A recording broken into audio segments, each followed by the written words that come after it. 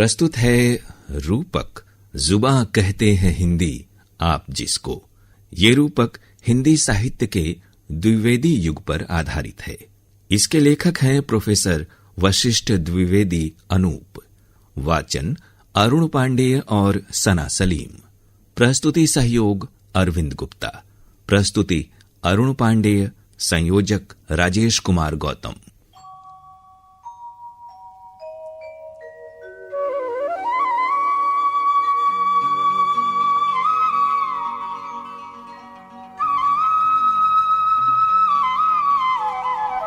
सृजन का उत्साह संधान भी है, तरक्की का यही उन्वान भी है।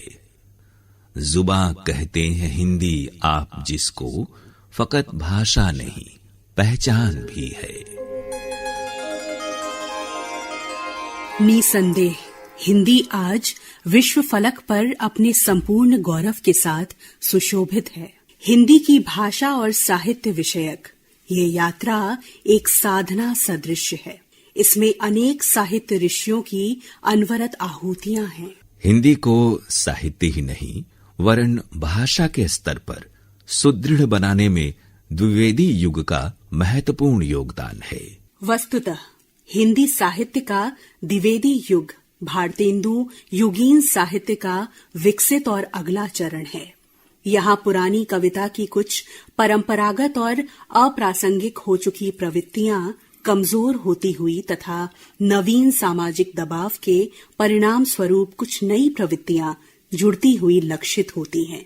इस युग के साहित्य पर जिन सामाजिक, सांस्कृतिक एवं राष्ट्रीय अंतर्राष्ट्रीय घटनाओं का विशेष प्रभाव पड़ा, उनमें कुछ की शुरुआत तो भारतेंदु युग में ही हो गई थी। आर्य समाज, रामकृष्ण परमहंस, स्वामी विवेकानंद, स्वामी राम तीर्थ, थियोसॉफिकल सोसाइटी आदि के विचारों के साथ ही लोकमान्य तिलक, महात्मा गांधी, लाला लाजपत राय, योगी अरविंद, रमण महर्षि आदि के सांस्कृतिक राजनीतिक विचारों का भी इस समय तेजी से प्रचार प्रसार हुआ। साहित्य के निर्माण कार्य में सरस्वती पत्रिका तथा 1893 में स्थापित काशी नागरी प्रचारिणी सभा और 1910 में स्थापित हिंदी साहित्य सम्मेलन ने महत्वपूर्ण भूमिका निभाई। सरस्वती पत्रिका का आरंभ सन 1899 में हुआ।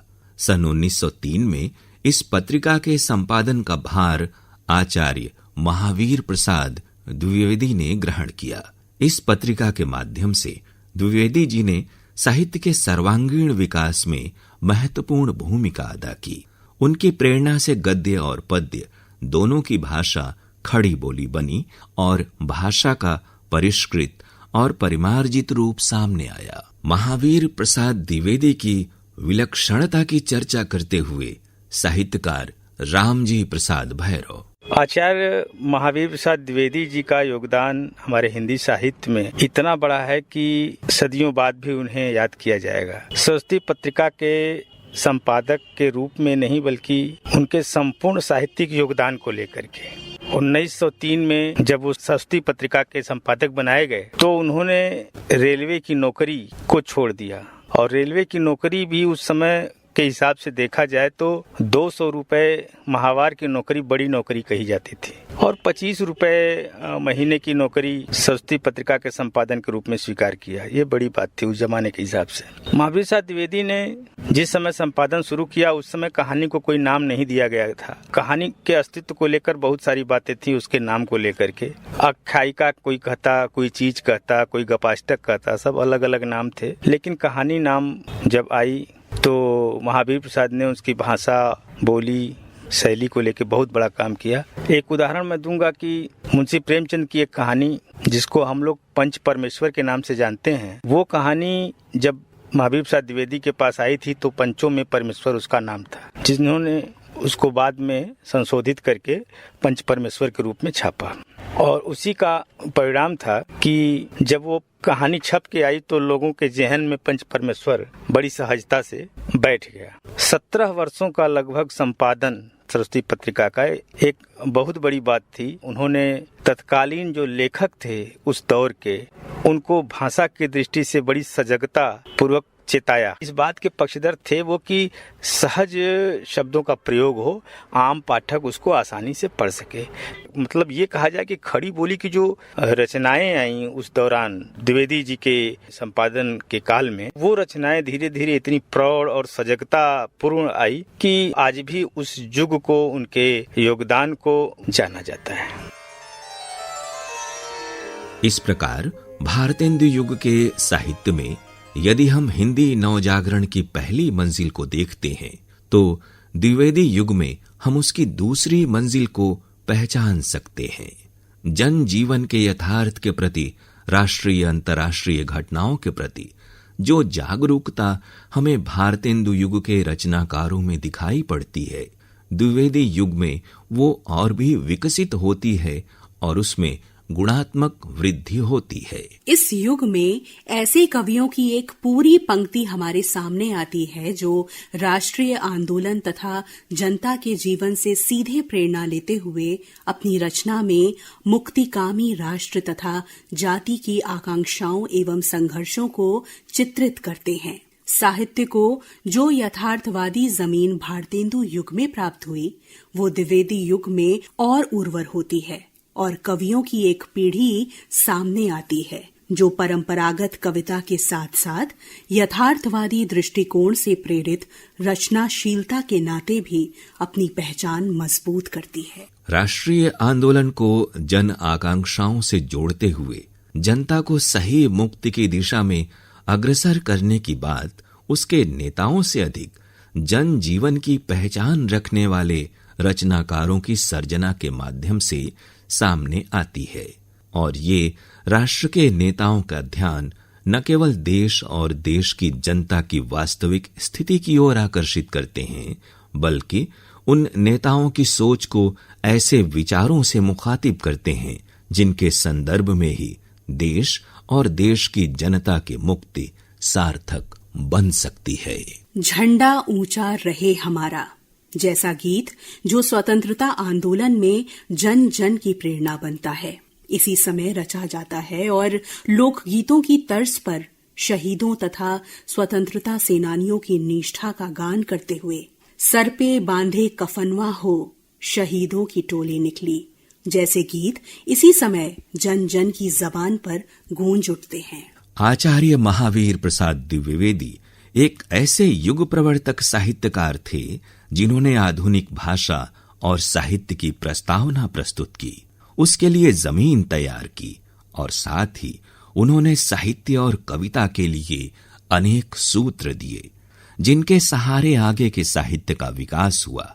इस बात को भूलना नहीं चाहिए कि यदि आचार्य महावीर प्रसाद द्विवेदी ने सामान्य पाठकों के लिए लेख नहीं लिखे होते और वो वैचारिक और लेखकीय पृष्ठभूमि नहीं तैयार की होती तो शुक्ल जी और दूसरे लेखकों के गूढ़ गुम्फित और कसे हुए लेख नहीं लिखे जा सकते थे। और अगर द्विवेदी युगीन कविता नहीं होती तो छायावाद और प्रगतिवाद की सूक्ष्म और वैचारिक कविताएं नहीं पनपती। द्विवेदी जी ने कविता पर गहन चिंतन भी किया और स्वयं पर्याप्त और अपने समय के हिसाब से अच्छी कविताएं लिखीं, लेकिन उनके कवि रूप की चर्चा प्रायः नहीं होती। द्विवेदी जी की कविताओं का ऐतिहासिक महत्व है। 20वीं शताब्दी की कविता की भित्ति इन कविताओं की नींव पर ही टिकी है। न केवल द्विवेदी युग वरन छायावादी कविता पर भी उनका प्रभाव दिखाई पड़ता है। आचार्य द्विवेदी हिंदी के पहले साहित्यकार थे जिन्होंने गद्य कविता की प्रस्तावना प्रस्तुत की। उनके कविता संबंधी विचार उनके 2 लेखों कवि कर्तव्य और कवि और कविता में व्यक्त हुए हैं। उन्होंने कविता की विषय वस्तु और शिल्प दोनों पर गहन विचार किया है। उनके समय के बहुत सारे कवि रीतिकालीन और अन्य परंपरागत विषयों पर कविता लिख रहे थे। ऐसे कवियों को सचेत करते हुए उन्होंने कवि कर्तव्य में लिखा कि कविता का विषय मनोरंजक और उपदेशजनक होना चाहिए। यमुना के किनारे किनारे केली कौतूहल का अद्भुत वर्णन बहुत हो चुका। न परकियाओं पर प्रबंध लिखने की अब कोई आवश्यकता है और न ही स्वकियाओं में गतागत की पहेली बुझाने की। जिस मुक्त छंद की कविता की शुरुआत करने का श्रेय निराला जी को दिया जाता है, उसका सूत्रपात द्विवेदी जी ने ही किया था। उन्होंने कवि कर्तव्य लेख में कविता में छंद पर विचार करते हुए लिखा कि गद्य और पद्य दोनों ही में कविता हो सकती है। ये समझना अज्ञानता की पराकाष्ठा है कि जो छंदोबद्ध है सभी काव्य है। कविता का लक्षण जहां कहीं पाया जाए, चाहे वो गद्य में हो चाहे पद्य में, वही काव्य है। भारतीय पुनर्जागरण और हिंदी खड़ी बोली के विकास के आरंभिक दिनों में आचार्य द्विवेदी ने कविता की अंतर्वस्तु, भाषा, छंद, शिल्प के विविध रूपों, अनुवाद, आलोचना आदि पर जो विचार प्रस्तुत किए और अपनी कविताओं के माध्यम से जो उदाहरण प्रस्तुत किए, उनसे आगे की कविता की जमीन तैयार हुई और उनके सूत्रों के सहारे भविष्य की कविता ने अपना रास्ता तय किया। आचार्य द्विवेदी के महत्व पर वरिष्ठ साहित्यकार डॉक्टर जितेंद्र नाथ मिश्र कहते हैं, आचार्य महावीर प्रसाद द्विवेदी एक समाज वैज्ञानिक थे, समाज सुधारक थे, नव जागरण के प्रणेता थे। 20वीं शताब्दी में जो नया ज्ञान विज्ञान आ रहा था, उस ज्ञान और विज्ञान के प्रचारक थे, प्रसारक थे। उसके अनुकूल वातावरण निर्माण करने का दायित्व तो उन्होंने अपने ऊपर लिया था और इसके साथ ही साथ उस काल के समाज के भीतर जो एक द्वंद्व था, जो एक अक्षमता थी कि वह नए आने वाले ज्ञान विज्ञान को ग्रहण करने में समर्थ नहीं थे, उनको उनके सहायक के रूप में, उसके लिए एक बहुत महत्वपूर्ण जो उनका योगदान था, उस योगदान का हमको स्मरण रखना चाहिए। उनकी जो पहली महत्वपूर्ण पुस्तक है वह है संपत्ति शास्त्र। साहित्य के आचार्य हैं, साहित्य के युग निर्माता हैं, लेकिन उनकी पहली किताब है संपत्ति शास्त्र। किताब की 300-350 पेज की हिंदी में लिखी वह किताब है और उस किताब की भूमिका में उन्होंने लिखा, संसार के तमाम देश आज आगे बढ़ रहे हैं और हमारा देश उनकी तुलना में कहीं आगे बढ़ता दिखाई नहीं पड़ रहा है। इसका कारण यह है कि जो ज्ञान है उस ज्ञान को हम ग्रहण नहीं कर पा रहे हैं, उस ज्ञान का विकास नहीं कर पा रहे हैं। अगर साहित्य के आचार्य और विद्वान और युग प्रवर्तक के रूप में आप नाम लेते हैं, उनका मूल्यांकन करते हैं, तो ये जो बड़ा काम है संपत्ति शास्त्र वाला, इसकी तो आप कहीं चर्चा भी नहीं करते। 1903 में उन्होंने सरस्वती का संपादन अपने हाथ में लिया। 17 वर्षों तक लगातार वह सरस्वती के संपादक बने रहे। चाहे पराड़कर जी हों, चाहे निराला जी हों, चाहे उस युग के तमाम बड़े बड़े रचनाकार हैं, सबने मुक्त कंठ से कहा कि हमने तो हिंदी सीखी सरस्वती से। सरस्वती को पढ़ना, हिंदी सीखना और समाज की जो प्रवृत्तियां हैं उनसे परिचित होना, यह हमारा एक नित्य का यह बराबर का नियम था। सरस्वती न होती तो हम यह न कर पाते। तो माने कहने का यह है कि उन्होंने भाषा के विकास में अपना योगदान किया, खड़ी बोली को इस लायक बनाया कि वह गंभीर से गंभीर विषयों को अपने द्वारा अभिव्यक्त कर सके। अगर आचार्य महावीर प्रसाद द्विवेदी ने भाषा को वह स्वरूप न दिया होता तो आगे चल करके जयशंकर प्रसाद, निराला या दूसरे बड़े बड़े कवि ही नहीं बल्कि तमाम विषयों के जो विद्वान हुए वह अपने अपने ग्रंथों की रचना न कर पाते। मैथिली शरण गुप्त द्विवेदी युग के कवियों में सर्वाधिक लोकप्रिय और महत्वपूर्ण कवि हैं। इनके पिता सेठ रामचरण काव्य प्रेमी होने के साथ ही कवि भी थे और कनक लता नाम से कविता लिखते थे। गुप्त जी ने घर पर ही संस्कृत, बांग्ला, अंग्रेजी और उर्दू का ज्ञान प्राप्त किया था। आचार्य महावीर प्रसाद द्विवेदी इनके शुभेच्छु और मार्गदर्शक थे, जिन्होंने लगातार सरस्वती में इनकी रचनाएं प्रकाशित करके इन्हें यशस्वी बनाया। गुप्त जी राम भक्त थे। इन्होंने पौराणिक ऐतिहासिक प्रसंगों को आधार बनाकर और सामाजिक एवं राष्ट्रीय स्थिति को ध्यान में रखकर अत्यंत सरस और प्रभावशाली कविताएं लिखी हैं। मुख्य रूप से ये राष्ट्रीय सांस्कृतिक चेतना के कवि थे। इनकी दृष्टि भारतीय जीवन के अतीत, वर्तमान और भविष्य तीनों के साथ रागात्मक संबंध स्थापित करती हुई विस्तृत काव्य फलक प्रस्तुत करती है। ये आदर्शवादी थे और इनका आदर्श युग सापेक्ष था। गुप्त जी की प्रमुख रचनाएं हैं रंग में भंग, जयद्रथ वध, भारत भारती, पंचवटी, झंकार, साकेत, यशोधरा, द्वापर, जय भारत और विष्णुप्रिया। गुप्त जी ने अनघ, तिलोत्तमा और चंद्रहास नामक 3 छोटे छोटे पद्यबद्ध रूपक भी लिखे हैं। पलासी का युद्ध, मेघनाद वध, वृत्त संहार आदि इनके अनूदित काव्य हैं। गुप्त जी की सर्वाधिक महत्वपूर्ण कृति साकेत महाकाव्य है। साकेत की रचना की भी एक कहानी है। काव्य में कुछ कोमल नारी चरित्रों की उपेक्षा को देखकर कविवर रविंद्रनाथ टैगोर ने एक लेख लिखा था, काव्येर उपेक्षिता। इसमें उन्होंने लिखा था, हम कह सकते हैं संस्कृत साहित्य में काव्य यज्ञशाला की प्राप्त भूमि में जो कितनी ही स्त्रियां अनादृत होकर खड़ी हैं, उनमें प्रधान स्थान उर्मिला का है। इसके कुछ दिनों के बाद आचार्य महावीर प्रसाद द्विवेदी ने उर्मिला विषयक उदासीनता विषय पर एक लेख लिखा, जिसमें उन्होंने लिखा था कि खेद की बात है कि उर्मिला का उज्जवल चरित्र चित्र कवियों के द्वारा आज तक ढकता आया है। इन्हीं लेखों से प्रेरित होकर गुप्त जी ने साकेत की रचना प्रारंभ की। इसकी शुरुआत 1914 में हुई थी। साकेत की रचना में मुख्य प्रेरणा नारी के विषय में बदली हुई नवीन दृष्टि है। इस महाकाव्य की केंद्र बिंदु उर्मिला है। काव्य की सारी कथा उसी के चतुर्दिक घूमती रहती है। साकेत में गुप्त जी की दृष्टि गोस्वामी जी की मर्यादावादी दृष्टि से अलग है। रामचरितमानस के राम मर्यादा पुरुषोत्तम हैं, किंतु साकेत के राम भौतिक चेतना से संचालित हैं। ये कहते हैं, संदेश नहीं मैं यहाँ स्वर्ग का लाया, इस धरती को ही स्वर्ग बनाने आया। गुप्त जी की काव्य शैली में विविधता है और इस विविधता का कारण है उनकी लंबी साहित्य साधना। उन्होंने महाकाव्य, खंड काव्य, पद्य नाट्य, प्रगीत और मुक्तक लिखे हैं। अपनी कविताओं में उन्होंने अनेक वार्णिक और मात्रिक छंदों का प्रयोग किया है। गुप्त जी की मुख्य देन खड़ी बोली को काव्योचित संस्कार देने में है।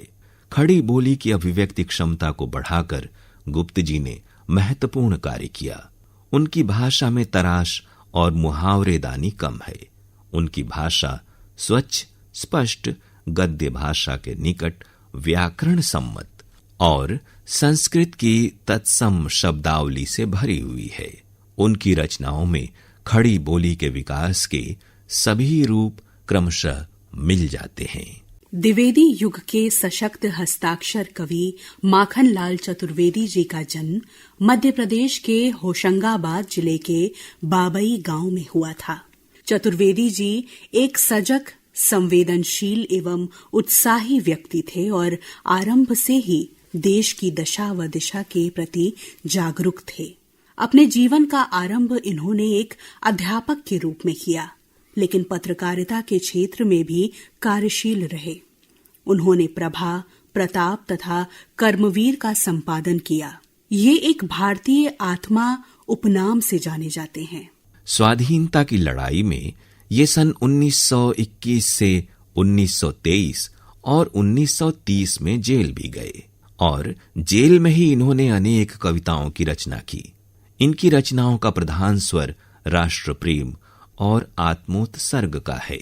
चतुर्वेदी जी ने साहित्य के विविध पक्षों पर गंभीरता के साथ विस्तार से चिंतन किया है। वो कविता में भावना, विचार और जीवन का संतुलन चाहते हैं। इस विषय में उन्होंने लिखा है कि वो दिन धन्य होगा जिस दिन भावना प्रधान कविता विचारकता को साथ लेकर चलने लगेगी। लोक जीवन की उथल पुथल और राग द्वेष को अगर समय की बैलगाड़ी में से कवि नहीं उठा सका तो केवल महासागरों पर लिखकर और गिरी शिखरों के गुण गाकर क्या होगा। जो भाव विचारों के पास जाते हुए डरते हैं वे मोहक हो सकते हैं, मगर अमर हरगिज नहीं हो सकते। हिंदी के राष्ट्रीय सांस्कृतिक काव्यधारा के क्रांति चेता और मानवतावादी कवियों में माखनलाल चतुर्वेदी का नाम प्रमुखता से लिया जाता है। स्वाधीनता आंदोलन में उन्होंने जो रचनात्मक भूमिका अदा की वो अविस्मरणीय है। राष्ट्र प्रेम और स्वाधीनता की चेतना उनके व्यक्तित्व की केंद्रीय चेतना है। उनमें भारतवर्ष के स्वर्णिम अतीत से प्रेरणा ग्रहण कर लोगों में नई स्फूर्ति का संचार करने की भावना है। स्वतंत्रता प्राप्ति के लिए त्याग, आत्म बलिदान, संघर्ष और क्रांति की अनंत प्रेरणा से चतुर्वेदी जी का काव्य ओतप्रोत है। पुष्प की अभिलाषा शीर्षक कविता में उन्होंने देश प्रेम के लिए आत्मोत्सर्ग और आत्म बलिदान की प्रेरणा तो दी ही, फूल की एक नई सार्थकता और नई अर्थवत्ता सिद्ध की।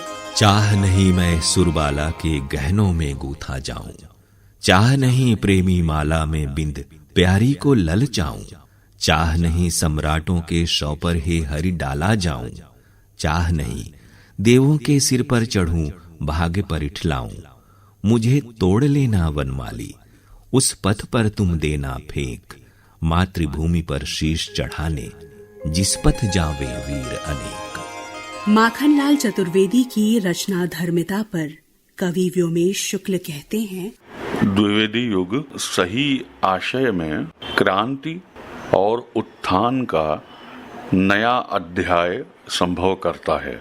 ये महान युग जाल से बाहर निकालकर हमें प्रेमचंद के जन सरोकारों तक पहुंचाता है। वहीं कविता में माखनलाल चतुर्वेदी जैसी अनूठी शख्सियत से भी हमारा साक्षात्कार होता है। उन्होंने स्वतंत्रता की आकांक्षा को अपनी कविता के माध्यम से व्यक्त किया, ये एक मानी हुई बात है। बड़ी बात ये निकल के आई कि भाषा की सरलता का, पूरे वाक्य लिखने का, बिल्कुल खड़ी बोली हिंदी का जो आदर्श स्वातंत्र्यकामी व्यक्ति के मन में निश्चित था, उसको कविता की भाषा बनाने का काम द्विवेदी युग के सभी कवियों ने किया। निश्चित रूप से माखनलाल चतुर्वेदी के पहले और बाद मैथिली शरण गुप्त, अयोध्या सिंह उपाध्याय हरिऔध, श्रीधर पाठक और राम नरेश त्रिपाठी जैसे अन्य कवियों ने भी। लेकिन पुष्प की अभिलाषा लिखने का श्रेय तो चतुर्वेदी जी के ही पास है। उन्होंने देखिए कैसा वाक्य लिखा कविता में, चाह नहीं मैं सुरबाला के गहनों में गूथा जाऊं। पूरा का पूरा वाक्य कविता का पद बन गया। ये एक बहुत क्रांतिकारी प्रस्थान था जब खड़ी बोली के पूरे वाक्यों को कविता में विन्यस्त किया गया। उसके पहले के युगों में ऐसा हो नहीं पाया था, क्योंकि तब भाषा अपने निर्माण के बिल्कुल शुरुआती चरण में थी। भाषा बच्ची थी भारतेंदु युग में, वो बन रही थी। द्विवेदी युग में उसने अपने यौवन का मुजाहिरा किया और उस युग की आंदोलनकारी अग्रगामिता ने अपनी संस्थाओं के जरिए, अपने जज्बे के जरिए इन कवियों को, उनकी रचनाओं को जो तेजस्विता और काल जयित्व दिया, वो भी अपनी मिसाल आप है। एजरा पाउंड ने कहा है कि कवि एक सार्थक बिंब के जरिए भी अपनी कविता की नागरिकता का शुल्क अदा कर सकता है। राम नरेश त्रिपाठी का नाम द्विवेदी युग के खड़ी बोली के कवियों में बड़े सम्मान से लिया जाता है। भाषा की सफाई और कविता के प्रसाद गुण पर इनका बहुत जोर रहता था।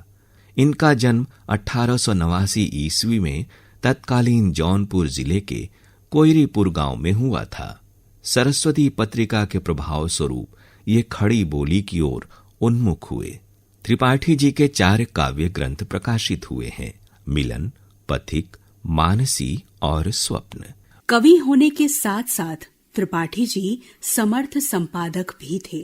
कविता कौमुदी के 8 भागों में इन्होंने बड़ी योग्यता से हिंदी, उर्दू, बंगला एवं संस्कृत की कविताओं का संकलन और संपादन किया है। त्रिपाठी जी के संपूर्ण काव्य का केंद्रीय स्वर देश प्रेम, राष्ट्रीयता और स्वतंत्रता की भावना है। उन्होंने अपनी कविताओं में भारत के गौरवशाली अतीत को चित्रित किया, विदेशियों के अनीति युक्त शासन में झुलसते वर्तमान की वेदना को वाणी दी और स्वतंत्र और समृद्ध भविष्य की छवि को रूपायित किया। उन्होंने ही कभी लिखा था, कविता ऐसे पुरुष तैयार करती है जिनका इतिहास लिखा जाता है। उनका कथन उन्हीं पर चरितार्थ होता है। वे सचमुच साहित्य के इतिहास पुरुष थे। द्विवेदी युग के एक अन्य रचनाकार पंडित श्रीधर पाठक को संस्कृत का बहुत अच्छा ज्ञान था। इन्होंने खड़ी बोली आंदोलन में सक्रिय भाग लिया था। अज्ञान और परतंत्रता के शिकंजे में फंसे भारतवर्ष के लोगों को संबोधित करते हुए श्रीधर पाठक कहते हैं, वंदनीय वह देश जहाँ के देशी निज अभिमानी हो, बांधवता में बधे परस्पर परता के अज्ञानी हो। निंदनीय वह देश जहाँ के देशी निज अज्ञानी हो, सब प्रकार परतंत्र पराई प्रभुता के अभिमानी हो। द्विवेदी युग के सुप्रसिद्ध रचनाकार अयोध्या सिंह उपाध्याय हरिऔध का जन्म आजमगढ़ जिले के निजामाबाद में हुआ था। इनका प्रिय प्रवास खड़ी बोली का प्रथम महाकाव्य माना जाता है। प्रिय प्रवास के कृष्ण समाज सेवक के रूप में और राधा लोक सेविका के रूप में चित्रित की गई हैं। इनकी रचनाओं में प्रिय प्रवास, वैदेही वनवास, पारिजात, चोखे चौपदे, रस कलश, पद्य प्रसून, बोलचाल, काव्योपवन आदि उल्लेखनीय हैं। कवि जगन्नाथ दास रत्नाकर आरंभ में उर्दू में रचनाएं करते थे। बाद में इन्होंने खड़ी बोली और ब्रजभाषा में भी कविताएं लिखी। इनकी ख्याति ब्रजभाषा की कविताओं के कारण है।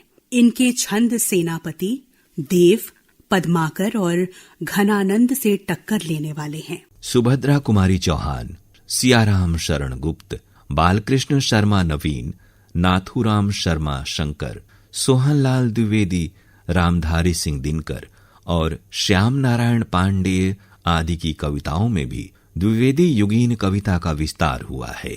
द्विवेदी युग में अनेक महत्वपूर्ण पत्र पत्रिकाओं का प्रकाशन भी हुआ।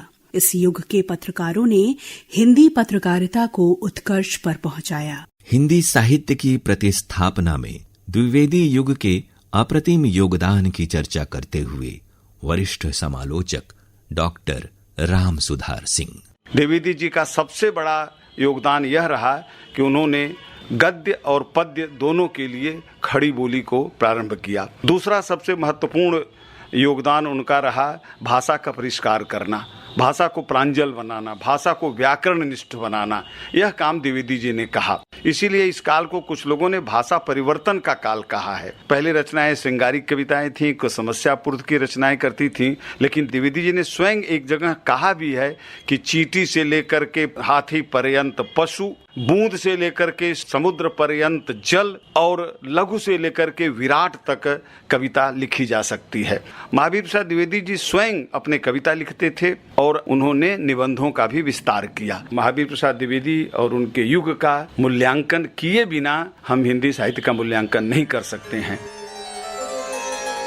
देख कर बाधा विविध बहुविघ्न घबराते नहीं, रह भरोसे भाग के दुख भोग पछताते नहीं।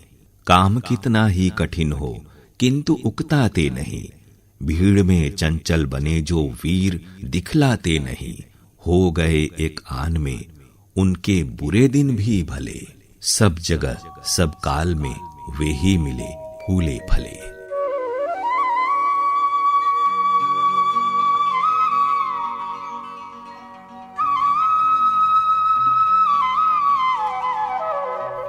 जुबां कहते हैं हिंदी आप जिसको। अभी आप सुन रहे थे हिंदी साहित्य के द्विवेदी युग पर आधारित ये रूपक। लेखक प्रोफेसर वशिष्ठ द्विवेदी अनूप। वाचन अरुण पांडेय और सना सलीम। प्रस्तुति सहयोग अरविंद गुप्ता।